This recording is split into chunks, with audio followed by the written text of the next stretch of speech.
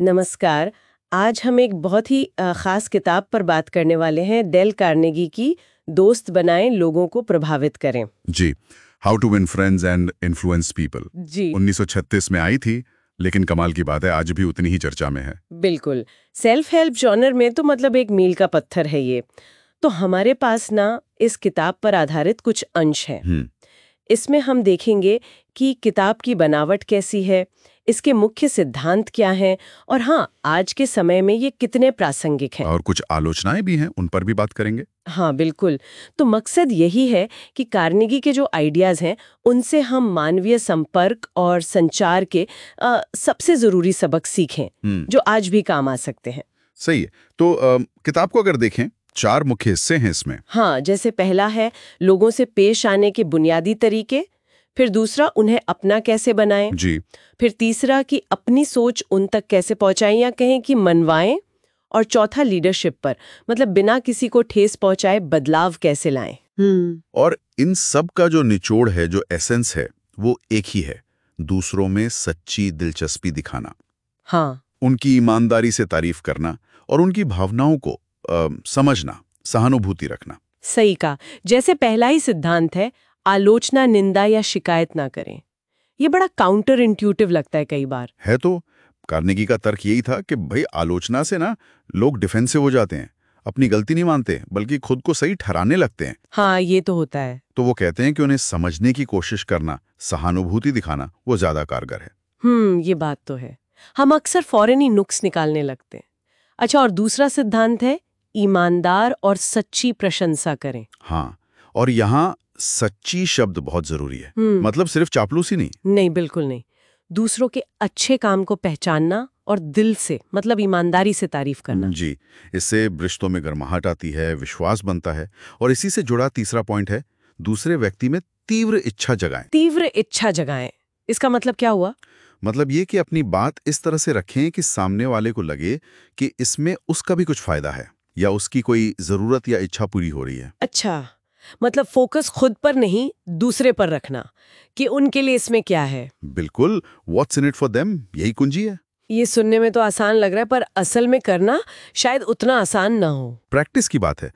फिर आता है दूसरे लोगों में सच्ची दिलचस्पी लें, सिर्फ दिखावा नहीं, वाकई में। हाँ, ये जानना है कि वो क्या सोचते हैं, क्या महसूस करते हैं, इससे कनेक्शन बनता है। और छोटी छोटी मगर बहुत असरदार बातें भी हैं, जैसे मुस्कुराएं, एक सिंपल सी स्माइल। हाँ, मुस्कान तो माहौल ही बदल देती है, आपको ज्यादा अप्रोचेबल बनाती है। बिल्कुल।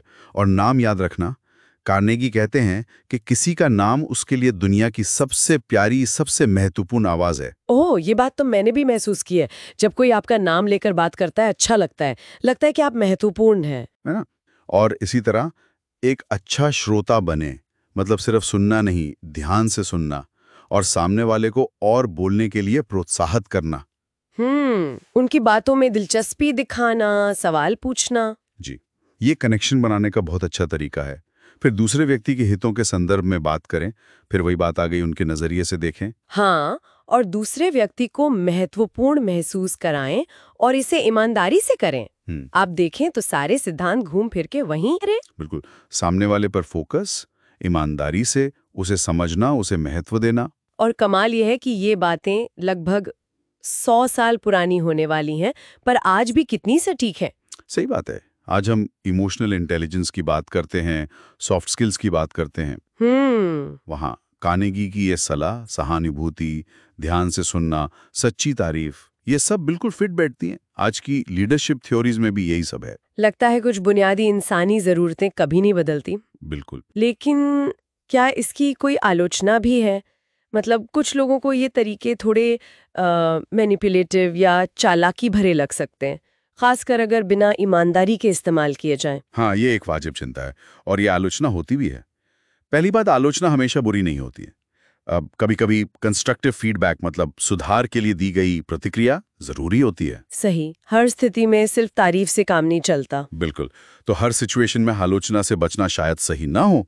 और दूसरा, जैसा आपने कहा, अगर इन तरीकों का इस्तेमाल ईमानदारी से न किया जाए तो ये चालाकी लग सकता है। हाँ, और एक बात और, किताब क्योंकि 20वीं सदी की शुरुआत की है, जी, तो जाहिर है कुछ उदाहरण, कुछ भाषा थोड़ी पुरानी लग सकती है आज के हिसाब से। उस कॉन्टेक्स्ट को भी समझना जरूरी है। सही। तो कुल मिलाकर इन स्रोतों से क्या समझ आता है? मुझे लगता है कि ये किताब आज भी असरदार बातचीत और रिश्ते बनाने के लिए कुछ टाइमलेस, सदाबहार रणनीतियां देती है। बिल्कुल।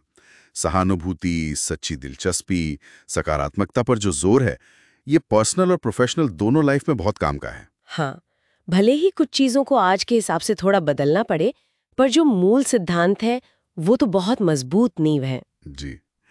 इंटरपर्सनल स्किल्स को बेहतर बनाने के लिए एक सॉलिड फाउंडेशन। सही कहा। तो सार यही है कि दूसरों को समझना, उन्हें सम्मान देना, उनकी सच्ची तारीफ करना, ये हमेशा महत्वपूर्ण रहेगा। और यहाँ एक विचार आता है, शायद हमारे श्रोता भी इस पर सोच सकते हैं, इन सिद्धांतों को जानने के बाद हम असल में कितना ध्यान देते हैं अपने बात करने के तरीकों पर। और आज की जो डिजिटल दुनिया है, जहां आमने सामने मिलना जुलना शायद कम हो रहा है। हाँ, स्क्रीन टाइम बढ़ गया है। तो क्या ऐसे में लोगों में सच्ची दिलचस्पी दिखाना, उन्हें महत्व देना, क्या ये और भी ज्यादा जरूरी नहीं हो गया है? सोचने वाली बात है ये।